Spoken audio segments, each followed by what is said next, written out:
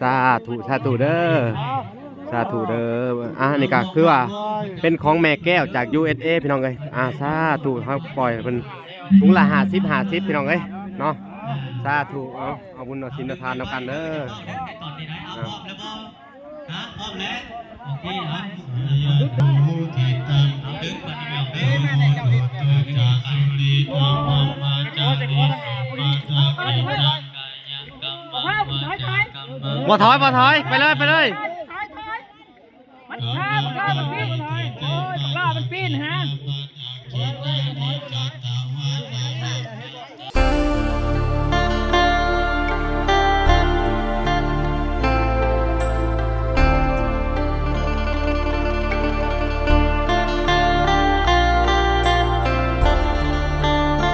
พี่น้องเอ้ยบ่ล่ะก็จะได้ไปป้อนยอดสอผ้าทั้งแม่แก้วอีกยอดนึงพี่น้องเอ้ยพอดียอดนี่ก็จะเป็น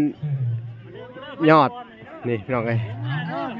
สาธุเด้อสาธุเด้อนี่ก็คือว่าเป็นของแม่แก้วจาก USA พี่น้องเอ้ยสาธุเขาปล่อยเป็นถุงละ50พี่น้องเอ้ยเนาะสาธุเอาบุญเอาศีลทานเอากันเด้อตอนนี้นะเอาพร้อมแล้วพร้อมแล้วโอเคครับอันนี้ไม่เอา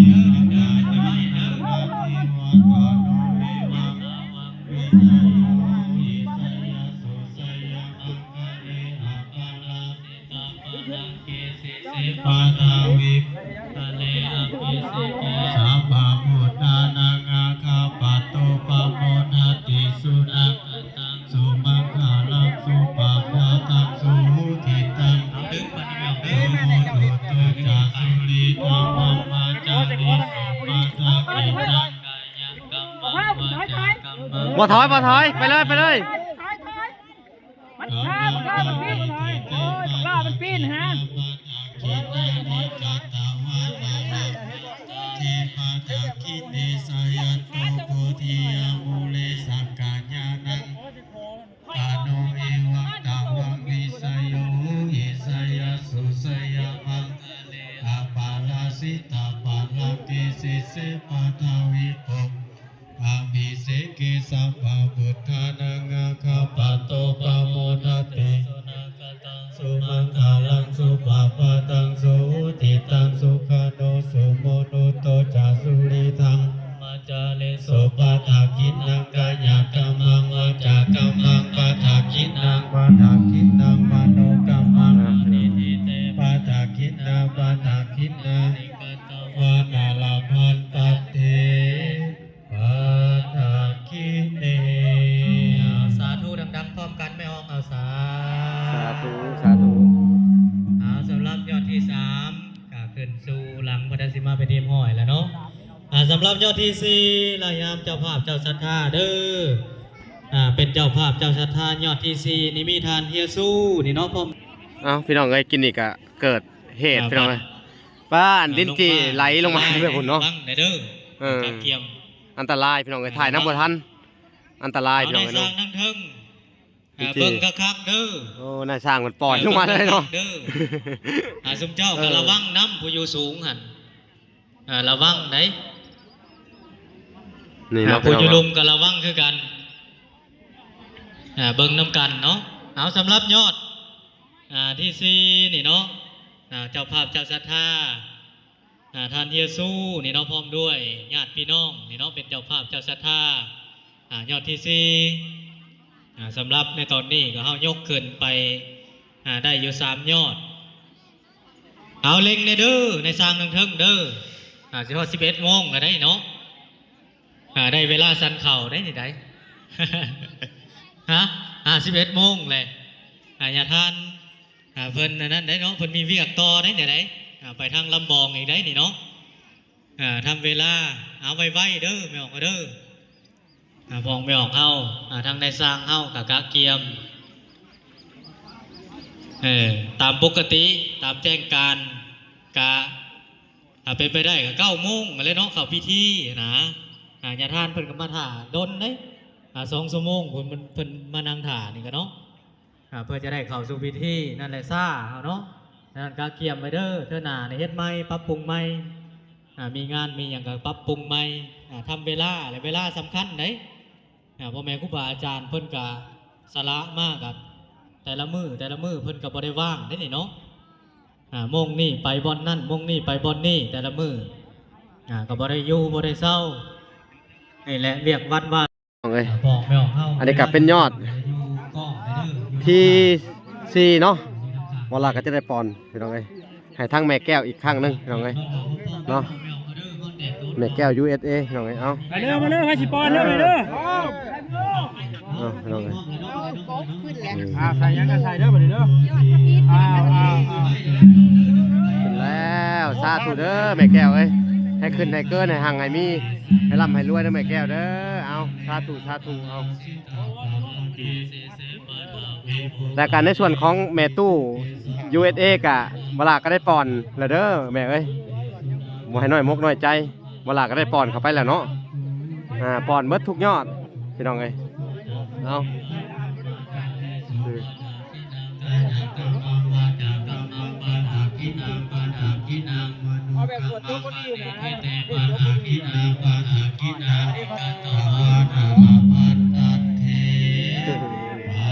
สาธุเอายังอีก3ยอดพี่น้องเอ้ยสาธุเด้อเอาพี่น้องเอ้ยยอดที่4เนาะก็ได้ขึ้นสู่หลังวัดสิมมาไปเตรียมห้อยแล้วเนาะสำหรับรายนามเจ้าภาพเจ้าแม่บุญล้ำสัญราชนี่เนาะเอาพี่น้องเอ้ยยอดที่5วันนี้มาหลักก็จะได้ปอนให้ทั้งแม่แก้วอีกข้างนึงเนาะเพราะว่าทั้งแม่ตู้ USA ก็ได้ปอนไปแล้วพี่น้องกันบอลละ100,000 200,000พี่น้องเอ้ยเอาพี่น้องเอ้ยมีทานขมวนนี่1,000 บาทเนาะพี่น้องเนาะแล้วก็ครอบครัวของพานศึกนางโคสีเจ้าของอู่จูนเซอร์วิสนี่มาต่อยอดอีก 2,000 บาทเนาะพี่น้องเนาะแล้วก็ครอบครัวทานองค์อาจเจ้บางโบราการดี500,000 กีบเนาะพี่น้องเนาะแล้วก็ครอบครัวพอรวยนี่100,000 กีบพี่น้องครอบครัวทานสนใจนี่50,000 กีบครอบครัวทานนางปิ๊กเนาะพี่น้อง100 บาทเนาะครอบครัวทานแป้งนางเอ้ยเพิ่นก็สิได้เอาขึ้นอีกแล้วเป็นยอดที่5พี่น้องเอ้ยนี่ทั้งว่าล่ะก็จะได้ปอนอันทุงให้ทั้งแม่แก้วอีกที่นึงพี่น้องเอ้ยบุญคุณและแกแม่บัวเงินคำบุญคุณเนาะแม่ผู้เงินคำบุญคุณเนาะพี่น้องเนาะ3 ล้านกีบเนาะพี่น้องเนาะขอให้บุญพระราชาอานิสงส์ทานทอดบุญพระเกาะกอดเกี่ยวตัวเจ้าตลอดไปลูกได้อีก2ยอดพี่น้องเอ้ยอาจจะได้ของสู่พิธียกยอดที่เบากลางลูกเคยพอเท่าลิตร1,000 บาทเนาะมาต่อยอดไปบ่ฮอดไม่บ่ถึงมาเรื่องเอาพี่น้องก็จะได้ย่อขึ้นไปแล้วนี่วิสโยอิสยาโสสยาบังกะเลอาปาลาสิตาปาลังเกเสปัทาวิโปกะเลอาปิเสเกสปะมุทานังคาปะโตปโมทันเตสุนังคตังสุมังคลังสุปปะตังสุทิตังสุขานุสุโมโนตุจักสุเยทังปมาจาริสุปัฏฐาคินังกายกัมมังวาจากัมมังปัฏฐาคินังปัฏฐาคินังปัฏฐาคินังมโนกัมมังปณิติเตปัฏฐาคินาปัฏฐาคินานิกัตตวานาลพันตัตเทปัฏฐาคิเนเอาสาธุเอาสำหรับยอดที่5เนาะก็ได้ขึ้นสู่หลังวัดสิมาไปเตรียมห้อยแล้วเนาะมีเจ้าภาพเจ้าศรัทธาแม่บุญล้ำสัญราชสำหรับยอดที่6นี่เนาะยอดที่7เป็นเจ้าภาพเจ้าศรัทธานำกันนี่เนาะ2 ยอดมีแม่เฒ่าพมมีปัญญานุวงศ์เฒ่ามโนลงปัญญานุวงศ์แม่ย่าวงแสงแก้วประเสริฐนี่เนาะเป็นเจ้าภาพเจ้าศรัทธายอดโซฟา2 ยอดนี่เนาะยอดที่6ที่7อย่าทานเพิ่นว่าเอาขึ้น2 ยอดได้บ่พร้อมกันได้บ่ฮะเชือกบ่ขาดก็สิได้อยู่อาจารย์พอกครับประกันได้เพิ่นว่าเนาะอย่าทานเพิ่นว่าฮะถ้าสิเอานักหลายก็อย่าเชือกขาดนะ ไปทีละคนเลย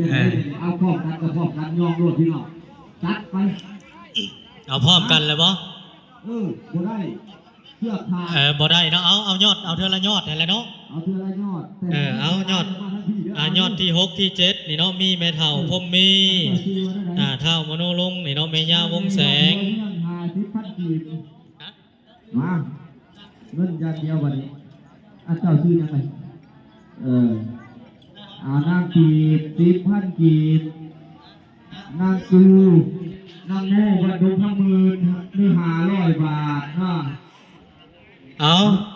เจ้าภาพเจ้าศรัทธาเนาะ2ยอดนี่เนาะแม่เฒ่าพรหมมีปัญญานุวงศ์แล้วก็มีเฒ่าณลือนงนี่เนาะเฒ่าณลือนงนี่เนาะพร้อมด้วยแม่ย่าวงแสงแก้วประเสริฐนี่เนาะพร้อมด้วยลูกหลานนี่2ยอดเนาะยอดเจ้าฟ้าพัทสิมมาเอากะเกียมไว้เด้อพ่องแมวเขาเด้อ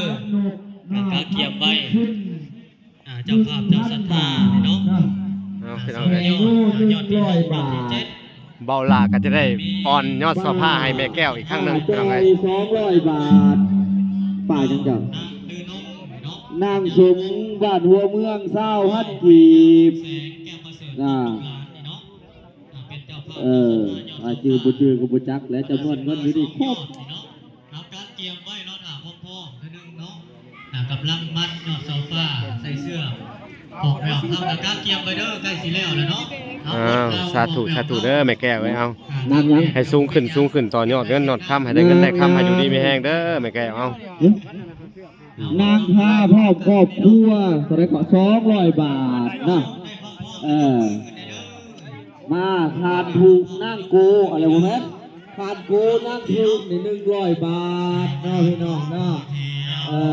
มีอายุวันนั่งทุกครั้งพลังมันยืนเด้อพี่น้องเด้อ สาธุ สยามกาเลอาปาลาสิตาปาลังเกสิเสปะทาวิปุคาเลอาวิสิกิสัพพะพุทธานังคะคะปัตโตปะโมทันติสุนัขตังสุมังคาลังสุปะปะตังสุทิตังสุขโนสุมุตวิธังวัมมาจาริสุปะทาคินังกายกัมมังวาจากัมมังปะทาคินังมโนกัมมังปณิทิเตปะทาคินาปะทาคินานิกาตวานาลาพันตเตปะทาคิเนสา แต่หลายคนจะดึงไว้ข้างหน้าพี่น้องเนาะ เอา ก็จะดึงยอดทอดผ้าอยู่ทั้งหลัง ขึ้นสู่หลังวัดสิมาพิธีห้อยแล้วเนาะโดยมีเจ้าภาพเจ้าศรัทธาแม่เฒ่าพรหมมีปัญญานุวงศ์เฒ่าณลือลงนี่เนาะปัญญานุวงศ์พร้อมด้วยแม่ย่าวงแสงแก้วประเสริฐพร้อมลูกหลานเป็นเจ้าภาพเจ้าศรัทธายอดโซฟา2ยอดนี่เนาะยอดที่6ยอดที่7ฉะนั้นในขณะนี้ทั้งในสร้างทั้งเทิงเปิดกำลังเฮ็ดพิธีปลดยอดโซฟาตั้งขึ้นใส่แทนเนาะก็รอถามพร้อมๆอีกเนาะเอายอดสุดท้ายวันนี้พวกไม่ออกเอาเด้อเอามาเอายอดบุญยอดกุศลนำกันเนาะยอดสุดท้ายสุดได้บัดนี้ได้เนาะยอดที่7เอามาเอายอดนำกันมื้อนี้เนาะเอาก็รอถามพร้อมๆเด้อพวกไม่ออกเอาเด้อยังอยู่ในห่มในเงาท่าเนาะในคณะนี้ทางออกตนญาติโยมเฮาทางคณะรับผิดชอบเพิ่นได้เฮ็ดพิธีมัดยอดโซฟาใส่เสื้อเนาะจะได้รอถาพร้อมๆนำพ่อแม่ครูบาอาจารย์จะได้สวดสยันโตในระหว่างการดึงหรือว่าการยกยอดโซฟาในมื้อนี้เนาะเอาก็รอถาพร้อมๆเนาะยอดที่6ยอดที่7นี่เนาะมีแม่เฒ่าพรหมมีปัญญานุวงศ์เฒ่าณลือนงนี่เนาะปัญญานุวงศ์มีแม่ย่าวงแสงแก้วประเสริฐนี่เนาะเป็นเจ้าภาพเจ้าศรัทธายอดโซฟา2ยอด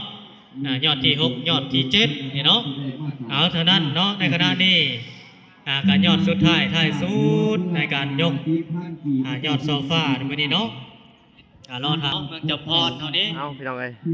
อยู่ที่วัดเท่านี้เนาะ ยอดสุดท้ายแล้ว กำลังปฏิสังขรณ์ปฏิสิมา ใจทุกใจ เอา เอื้อย พี่น้องต่อยอดสุดท้ายแล้วเด้อพี่น้องเอ้ย เอื้อย พี่น้องเอ้ย เนาะ100,000 กีบ อันนี้ก็ของ อันแม่แก้วอีกแล้วพี่น้องเอ้ย ทุกครั้งพลัง แล้วก็สิให้ทั้งแม่ ข้าว ตู้ USA นำแน่พี่น้อง ครอบครัว 50,000พี่น้องเอ้ยมอบให้ น้าพี่น้องน้า แม่ตู้ USA เนาะยอดสุดท้ายเนี่ยขอให้แม่ 100,000 กีบ ต่อยอดมีเงินมีคำหลั่งไหลเข้ามาเด้อเอาสาธุสาธุสาธุเอานี่เอาพี่น้องเอ้ยทั้งแม่ตู้ มันหมายไว้ในเด้อพี่น้องเด้อทงเงินมาเด้อ อ่า เพราะว่าคอยอยากรักนะ เอาพี่น้องยอดสุดท้ายท้ายสุด ของขอทองพูน100 บาทเนาะอ้าวไปแล้วพี่น้องยอดสุดท้ายเนี่ยร่ำรวยต่อยอดต่อบุญต่อกุศลพี่น้องเอ้ยใครที่ได้ทำนั่นยอดชอผ้าก็ขอแบบเป็นบุญกุศลอันยิ่งใหญ่พี่น้องอ้าวขอให้บุญกุศลขอให้เงินคำหลั่งไหลเข้ามาพี่น้องเอ้ยใครที่ได้ทานเนี่ยก็ได้ว่าจะเป็นแม่ตู้ทาง USA แล้วก็ทางแม่แก้วเนาะที่ว่าได้ให้บอลามาต่อยอดให้ก็ขอให้เพิ่นจงมีแต่ความสุขความเจริญเงินคำหลั่งไหลเข้ามาต่อยอดเงินยอดทองพี่น้องเอ้ยเงินทองหลั่งไหลเข้ามาบ่ขาดมือพี่น้องเอ้ยสาธุสาธุอ้าวสาธุบุญกุศลนำเด้อเอาพี่น้องเอ้ยนี่พี่น้องเอ้ยบรรยากาศก็จะเป็นแบบนี้เนาะอ้าว สาธุ สาธุสาธุ เนาะ เอาพี่น้องเป็นว่า อาจจะครบเนาะทั้งเบิดอยู่7ยอดนี่เนาะสำเร็จเป็นที่ห้อย ฮักเพชรนะเอาเด้อมาเป็นห่วงเด้อพี่น้องเด้อแม่เป็นผู้อุปถัมภ์ในงานนี้ยอดชอบผ้าหอบและกระโลกงานพ่อเอาพี่น้องได้หิวที่เคยได้พาสิพันการทำบุญยกขอจะแจกคืน50,000 กีบ พี่น้องเอ้ยจบเวทีเนาะในการยกยอดเสาผ้าเนาะพี่น้องเอ้ยก็ต้องขอบคุณทางอันแม่แก้วจาก USA ที่เป็นอันโรงทานพี่น้องเอ้ยทางอันพี่น้องเอ้ยก็เป็นจำนวนเงินอยู่200กว่าพี่น้องเอ้ยแล้วก็200กว่าก็คือมาเพิ่นมีน้ำแล้วก็มีเงินมาต่อยอดน้ำแน่พี่น้องเอ้ยในส่วนของแม่ตู้พี่น้องเอ้ยก็เป็นล้านนึงพี่น้องเอ้ยต่อยอดเสาผ้าก็ต้องขอบคุณทางแม่ตู้เพิ่นเนาะก็ถือว่ายอดเสาผ้าสูงขึ้นเนาะเลย เอา เลขจุดทูบไปเอาจุดทูบเขา ไอโมให้ทางแม่ตู้เพิ่นน้ำแน่อีกพี่น้องเอ้ยเอาเพิ่มไปอีก100,000พี่น้องเอ้ย 100 บาทเอาว่าบทันอีเวนต์เป็นเจ้าภาพเป็นเจ้าเรียบร้อยเสียบุญสู้นี่ยอด1พี่น้องพร้อมคณะผ่านไปแล้วพี่น้องเจ้าพี่แต่จุดธูปอธิษฐานเอาแล้วก็คืออีเมะนะเป็นทีมงานจับให้พวกเจ้าเด้อแม่ผู้เพิ่นน่ะจับให้พวกเจ้าก่อนหาไปหาอาจารย์นั่นพระอาจารย์แก้วอุดร อันนี้ อาจารย์ อันนี้100,000เด้อแม่ตู้จาก USA เอาเพราะว่าเพิ่นก็ได้บอลทุ่งบอลไทยแล้วล้านหนึงน่ะรถเพิ่นก็ล้านเอสบอลทุ่งบอลไทยล้านหนึงแล้วซื้อได้ก็ แม่รวยนะแค่นั้น พี่น้องเฮา แม่บุญ30 อันย่อพระเขามาถวายพระอาจารย์เลยเด้อ วัน ลูกกินโบ้ลูกจะทำเสียแล้วทำเสียแล้วคือไปเขียนเอาอยู่ห่างเพื่อนอะไรพวกไปเขียนซื้อขางเพื่อนเอาให้เขียนซื้อขึ้นมาลูกกินโบ้ไปจัดไปเลย เอาพี่น้องเอ้ย